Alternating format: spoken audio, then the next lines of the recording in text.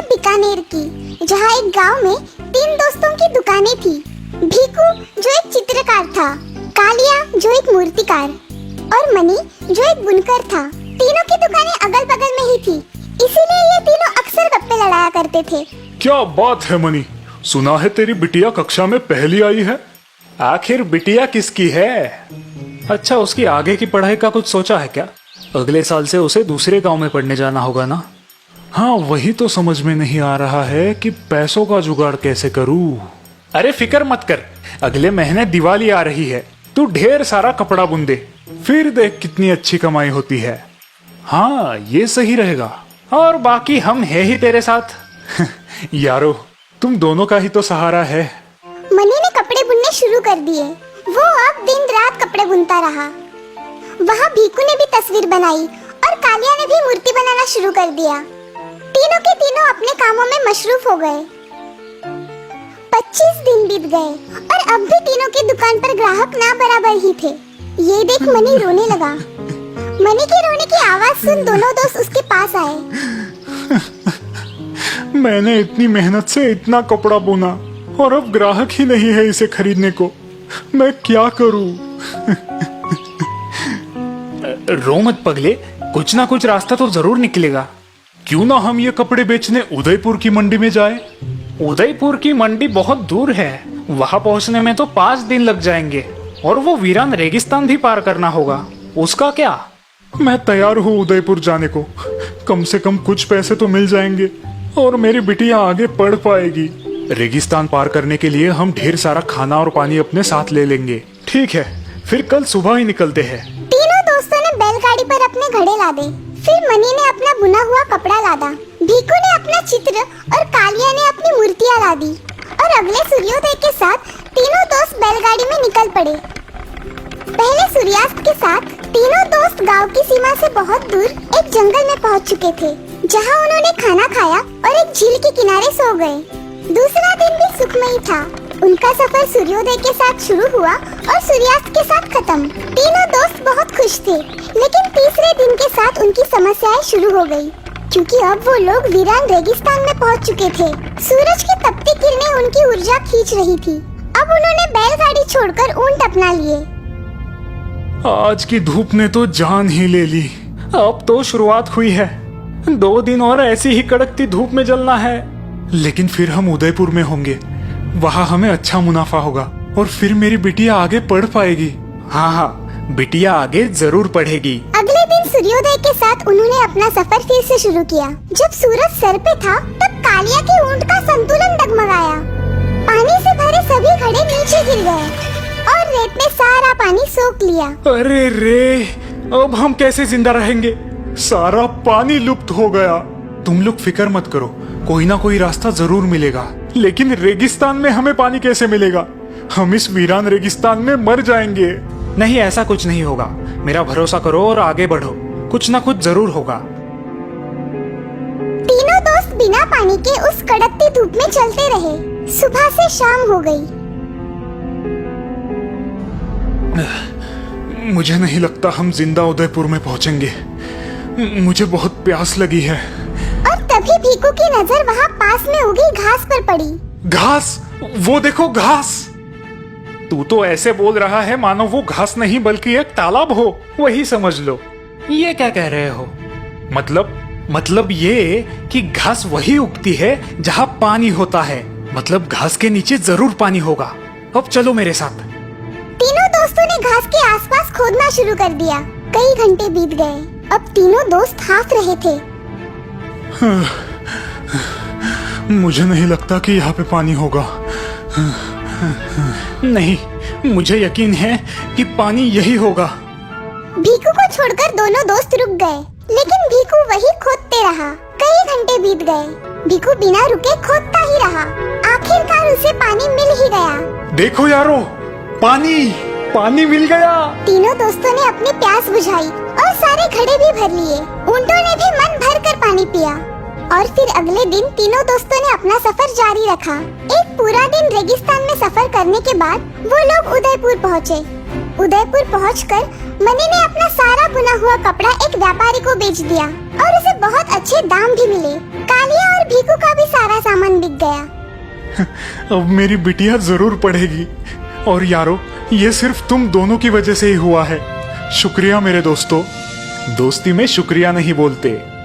अच्छा, चलो वापस लौटने की तैयारी करते हैं। तीनों दोस्त बहुत खुश थे क्योंकि उनके परिश्रम सफल हुए। इसलिए कहते हैं कि अगर मेहनत की जाए तो रेगिस्तान से भी पानी निकाल सकते हैं। और हाँ, कोशिश करने वालों की हार नहीं होती।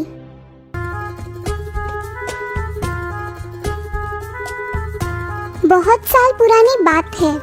प्राचीन इजिप्ट में अब्दुल्ला नाम का एक बहुत बड़ा कपड़ों का व्यापारी था। अब्दुल्ला बहुत ही अमीर था और साथ ही नेक और रहमदिल था। अब्दुल्ला के उस शहर में लगभग 5 दुकानें थी। इतना कुछ होते हुए भी अब्दुल्ला कभी कभी बड़ा उदास रहता था क्योंकि उसे कोई संतान नहीं थी। वो हमेशा साधु, मौलवी और महंतों की सेवा करता, गरीबों में कपड़े बांटता और दुआ करता कि उसे एक बेटा नसीब हो। आखिर भगवान ने उसकी सुन ली और जल्द ही उसके घर में एक बच्चे का जन्म हुआ। अब्दुल्ला ने बड़े प्यार से उसका नाम सुल्तान रखा। एक दिन अब्दुल्ला ने एक ज्योतिष को घर बुलाया।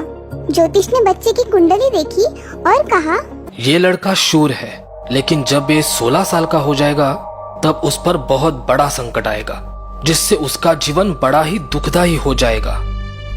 मेरा बेटा शूरवीर है ना, यही काफी है। वो खुद ही उन संकटों से और आपदाओं से जूझ लेगा। कुछ सालों बाद सुल्तान 16 साल का हो गया। अब्दुल्ला के बहुत समझाने पर भी सुल्तान दुकान पर ध्यान न देता। उसका सारा ध्यान खेल कूद में ही लगा रहता था। अब्दुल्ला को अपने बेटे की बहुत चिंता होती। उसी चिंता ने उसे घेर लिया और वो बहुत बीमार पड़ गया और इसी बीमारी में उसकी मौत हो गई। सुल्तान को व्यापार की कोई समझ न थी। इसी वजह से जल्द ही उनका दिवाला निकल पड़ा। जल्द ही उसे अपनी 5 दुकानें बंद करनी पड़ी। अब उसके पास उनका बड़ा सा मकान ही बचा हुआ था जिसमें वो और उसकी माँ रहती थी।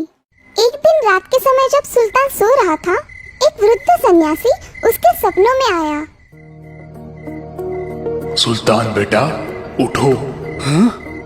आप कौन हो? घबराओ मत। अब मेरी बात ध्यान से सुनो। तुम कल सुबह उठकर ईरान देश के लिए निकल पड़ना। वहाँ तुम्हारा नसीब जगमगा उठेगा। इतना कहते ही वो सन्यासी गायब हो गया। सुल्तान नींद से जाग गया और उसने वो बात अपने माँ को बताई। बेटा, सपने कभी सच नहीं होते, उन पर विश्वास कैसे किया जाए? लेकिन माँ, मुझे ये सपना सच लग रहा है और जो सन्यासी मेरे सपनों में आया था वो भी बड़ा शक्तिशाली लग रहा था। मुझे लगता है कि मुझे ईरान देश जाना चाहिए। और इस तरह अपने माँ की बात ना सुनकर सुल्तान ईरान देश आ पहुँचा। बड़ी दूर की यात्रा होने के कारण वो बहुत थक गया था। उसे जल्द ही नींद आ गई। सपने में फिर से वही सन्यासी उसके सामने आया। सुल्तान बेटा, ये तुम्हारी परीक्षा थी। मैं देखना चाहता था कि क्या तुम में साहस है कि तुम ये इतनी मुश्किल यात्रा कर पाओ। अब वापस अपने घर चले जाओ, वहीं पे तुम्हें धन का लाभ होगा। जैसे ही सुल्तान की नींद खुली, वो अपने आप को कोसने लगा। मैं तो गधा ही हूँ। माँ की बात ना मानकर मैंने बड़ी गलती की है। मेरा नसीब है कि मैंने ये बात और किसी को नहीं बताई, वरना सभी मुझ पर हंस पड़ते कि मैंने एक सपने को ही सच मान लिया। सुल्तान अपने घर पहुंचा। उसने सारी बात अपने माँ को बताई। माँ ने उसे दिलासा देते हुए कहा, जो हुआ सो हुआ। अगर तुम्हारे नसीब में धन है तो वो तुम्हें यहीं पर मिलेगा। अब आगे सोचकर काम करना। सुल्तान ने अपने माँ की बात मान ली, लेकिन उसी रात फिर वही सन्यासी उसके सपनों में आया। सुल्तान, तुम्हारे नसीब खुलने का समय आ चुका है। कल सुबह उठकर अपने पिताजी के कमरे में जाके तुम उस कमरे की खुदाई करना। वहाँ तुम्हें अपार धन का लाभ होगा। नींद खुलते ही सुल्तान भागते हुए अपने माँ के पास पहुँचा। उसकी सारी बात सुनकर माँ हंस पड़ी। क्या तुम्हें अभी भी इन सपनों पे विश्वास है? ठीक है, अब तुम अपने मन की तसल्ली कर ही लो। ईरान जाने से तो ये अच्छा है कि तुम मेरे पास तो रहोगे। सुल्तान ने उस कमरे की खुदाई शुरू की। बहुत देर तक खुदाई करने के बाद उसे लगने लगा कि उसने फिर से कोई बेवकूफी की है। इतना बड़ा पत्थर! जैसे ही उसने वो पत्थर हटाया, उसे अंदर जाती हुई कुछ सीढ़ियाँ नजर आई। माँ, यहाँ पे तो एक सुरंग है। माँ को ये सब देख बड़ा आश्चर्य हुआ। जब वो दोनों उन सीढ़ियों से उतरकर नीचे उस कमरे में पहुँचे, इतना सारा सोना। हाँ? वो कैसी रोशनी है? जब वे दोनों उस कमरे में पहुँचे, उन्हें वहाँ पे 8 बड़ी मूर्तियाँ नजर आई। हाँ? इतनी सारी सोने की मूर्तियाँ, और इनमें तो हीरे जड़े हैं। माँ और सुल्तान दोनों को बड़ा आनंद हुआ, लेकिन तभी एक बात सुल्तान को नजर आई। माँ, यहाँ पे एक मूर्ति कम है। 8 मूर्तियाँ सोने की थाली पर खड़ी है, लेकिन जरा देखो, यहाँ पर एक थाली खाली है। उस थाली पर कुछ लिखा हुआ था। सुल्तान उसे पढ़ने लगा। बधाई हो बेटा, ये 8 मूर्तियाँ और ये धन तुम्हारा है, लेकिन इन 8 मूर्तियों से भी ज्यादा मूल्यवान और बेहद सुंदर मूर्ति अगर तुम्हें हासिल करनी है तो तुम्हें बगदाद जाना पड़ेगा, जहाँ पे मेरा एक पुराना दोस्त मुबारक तुम्हें वो मूर्ति खोज निकालने के लिए मदद करेगा। सिर्फ वही एक आदमी है जो तुम्हें मदद कर सकता है।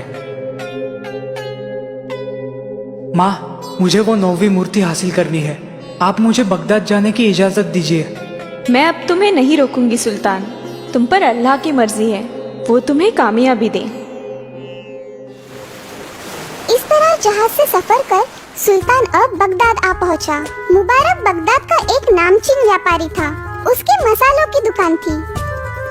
जब सुल्तान ने मुबारक को सारी बात बताई, तब मुबारक ने सुल्तान को गले लगाते हुए कहा, मुझे यकीन था कि एक ना एक दिन तुम मेरे पास जरूर आओगे। तुम बड़े ही होनहार और काबिल बेटे हो। मैं तुम्हें वो 9वीं मूर्ति ढूंढने में जरूर मदद करूंगा। हम कल ही उस मूर्ति की खोज के लिए निकल पड़ेंगे। दूसरे दिन ऊंटों पे सामान लाद के वो दोनों निकल पड़े। शहर से थोड़ा दूर जाते ही उन्हें एक जंगल लगा। अब यहाँ से हमें पैदल जाना पड़ेगा। ऊंटों को वही छोड़ वे दोनों जंगल के अंदर घुस गए। जंगल बड़ा ही डरावना था। कुछ दूर जाने पर उन्हें एक गुफा लगी। हमें इस गुफा में से अंदर जाना पड़ेगा। तुम्हारे पास जो मशाल है उसको जलाओ। दोनों ने अपनी पोतड़ी में से मशाले निकालकर उन्हें जलाया और उस रोशनी के सहारे वे आगे बढ़ने लगे। उस गुफा के अंदर एक तालाब था। तालाब के किनारे पर एक छोटी सी नाव बंधी हुई थी। अपनी मशाल बुझाओ, और जब तक इस नाव में से हम ये तालाब पार नहीं करते, अपने मुंह में से एक भी शब्द मत निकालना, क्योंकि इस तालाब में पिशाच रहते हैं। अगर तुमने आवाज की तो वो तुम्हें निगल लेंगे।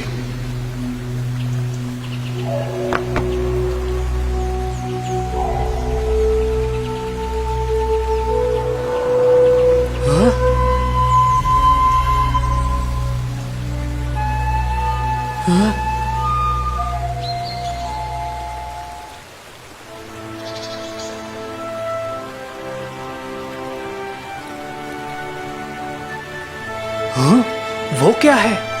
वो राक्षसों के राजा का महल है। अब हमें आगे नहीं जाना चाहिए, नहीं तो ये राक्षस हमें मार डालेंगे। फिर मुबारक कुछ मंत्र पुटपुटाने लगा और एक बड़ा सा घेरा उसने जमीन पर खींचा। हम दोनों को इस घेरे में ही रहना है। अब मैं फिर से मंत्र पढ़ूंगा।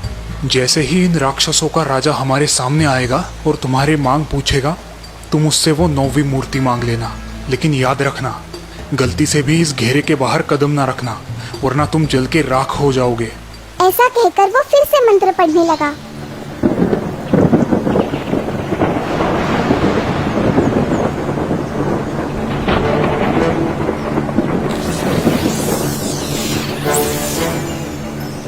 सुल्तान, आखिर तुम यहाँ तक आ ही पहुँचे। मैं ही वो वृद्ध सन्यासी हूँ जो तुम्हारे सपने में आता था। हाँ? मैंने ही तुम्हारे पिताजी को भी मदद की थी और तुम्हें भी करना चाहूंगा, लेकिन इसके बदले में तुम्हें मेरा एक काम करना पड़ेगा। जी हाँ हुजूर, आप जो भी कहोगे मैं करूँगा, लेकिन वो 9वीं मूर्ति आप मुझे दिलवा दीजिए। जरूर जरूर, लेकिन उस 9वीं मूर्ति के बदले तुम्हें मेरे लिए एक बड़ी ही खूबसूरत लड़की लानी पड़ेगी, जिससे मैं शादी कर सकूं। लेकिन याद रखना, वो लड़की ना कि सिर्फ खूबसूरत होनी चाहिए, बल्कि मन की सच्ची, दयालु और निष्कपट भी होनी चाहिए। हुजूर, मैं ऐसी लड़की तो ढूंढ लूं जो खूबसूरत है, मगर उसके दूसरे गुण मैं कैसे जान पाऊंगा? मुझे ये कैसे समझ आएगा कि वो मन की सच्ची और निष्कपट है? मैं तुम्हें एक आईना देता हूँ, जिसमें झांकते ही वो आईना हंसने लगे तो जान लेना कि वही लड़की निष्कपट और मन की सच्ची है। तुम उसे मेरे पास ले आना, उसमें गलती मत करना, वरना मैं तुम्हारा सारा धन छीन लूंगा। ऐसा कहकर एक बड़ा ही खूबसूरत सा आईना उसने सुल्तान को भेंट दे दिया। फिर मुबारक और सुल्तान नाव में से वापस आए। सुल्तान अब सोच में पड़ गया कि आखिर ऐसी लड़की उसे कहाँ मिलेगी। सुल्तान, तुम्हारी उलझन का हल मेरे पास है। बगदाद शहर में एक से बढ़कर एक बड़ी खूबसूरत लड़कियां हैं। हम ऐलान करके हमारे महल पर उन लड़कियों के लिए एक बड़ी दावत रखेंगे और एक एक कर उन सभी लड़कियों को उस आईने के सामने लाएंगे। शहर में ऐलान किया गया। इस शहर की तमाम नौजवान और खूबसूरत लड़कियों को ये दावत दी जा रही है। हुजूरे आला मुबारक जी के पास एक बड़ा सा जादुई आईना है, जो इन लड़कियों में से एक सबसे खूबसूरत लड़की को चुनेगा और फिर उसे 10,000 सोने के मोहरे इनाम दिए जाएंगे। अब शहर में बड़ी हलचल मच गई। सभी लड़कियां सज धज कर दावत के लिए आ पहुंची। लेकिन जैसे ही वो आईने के सामने खड़ी होती, आईना जोर जोर से रोने लगता और लड़कियां शर्माकर और घबराकर वहाँ से भाग जाती। धीरे धीरे सभी लड़कियां महल में से मायूस होकर चली गई। यह आईना तो रोते ही जा रहा है। हाँ? आईना हंस रहा है। ये कैसे हुआ? वो दोनों दौड़ते हुए उस कमरे में आ पहुँचे। उन्होंने देखा कि उस घर की नौकरानी की लड़की उस आईने के सामने खड़ी है और उसे देख वो आईना जोर जोर से हंस रहा है। मुझे माफ कीजिए हुजूर, इस आईने के सामने आने का मेरा इरादा न था, लेकिन मैं इस कमरे को साफ कर रही थी। मुझे लगा कि इस आईने को भी साफ किया जाए, और जैसे ही मैं इस आईने के सामने आई, ये जोर जोर से हंसने लगा। इसमें मेरी कोई गलती नहीं है, मुझे माफ कीजिए। तुम्हारा नाम क्या है? जुबैदा, मैं यहाँ की नौकरानी नफीजा की बेटी हूँ। सुल्तान, बेटा जिसे हम ढूंढ रहे थे वो तो हमारे पास ही थी। घबराओ मत बेटी, हम तुम्हें इनाम देंगे। जुबैदा की माँ को बुलाकर उसे सारी बात समझाई गई। जुबैदा उनके साथ चलने के लिए तैयार हुई, लेकिन जुबैदा को इस बात का पता न था कि वो उसे एक राक्षस को सौंपने वाले हैं। जुबैदा को साथ लेकर वो उस राक्षस की नगरी की तरफ जाने लगे, लेकिन सुल्तान को ये बात अब बिल्कुल ही पसंद नहीं आ रही थी कि वो एक लड़की को अपने स्वार्थ के लिए एक राक्षस को सौंप रहा है।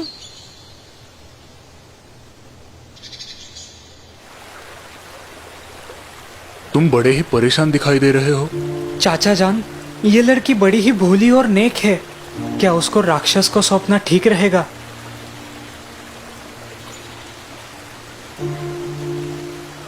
वो हमारी गुलाम है, हम उसे जरूर बेच सकते हैं। लेकिन अपने स्वार्थ के लिए मैं इस लड़की की बलि क्यों दूं? क्योंकि तुमने यही वचन उस राक्षस को दिया है। अपना वचन निभाओ, वरना वो राक्षस तुम्हारा सर्वनाश कर देगा।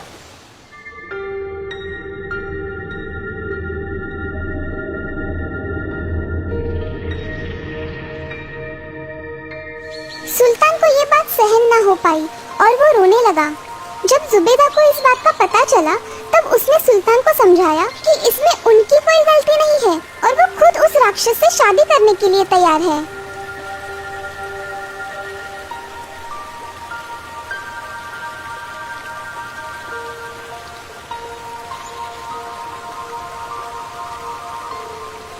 अब वो उस महल के पास आ पहुँचे।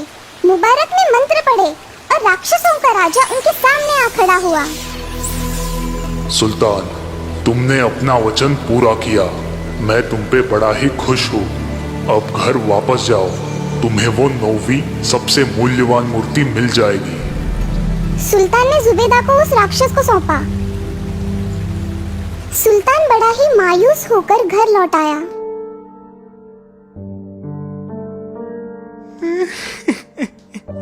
क्या हुआ बेटा, तुम खुश नहीं हो? सुल्तान ने उसे सारी बात बताई। क्या तुम जुबैदा से प्यार करने लगे थे? हाँ, शायद, क्योंकि वो बड़ी ही नेक और मन की सच्ची थी। जो हुआ उसे बदला नहीं जा सकता, लेकिन एक बात हो सकती है। राक्षस ने कहा था कि वो 9वीं मूर्ति तुम्हें मिल जाएगी। तो अब हम नीचे जाके देखते हैं कि क्या उसने अपना वचन निभाया है, और अगर उसने अपना वचन निभाया होगा तो हम वो मूर्ति उसे वापस कर देंगे और उसके बदले में हम उस लड़की को उससे छुड़ा लेंगे। सुल्तान को ये बात पसंद आई। वो दोनों नीचे उस कमरे में पहुँचे।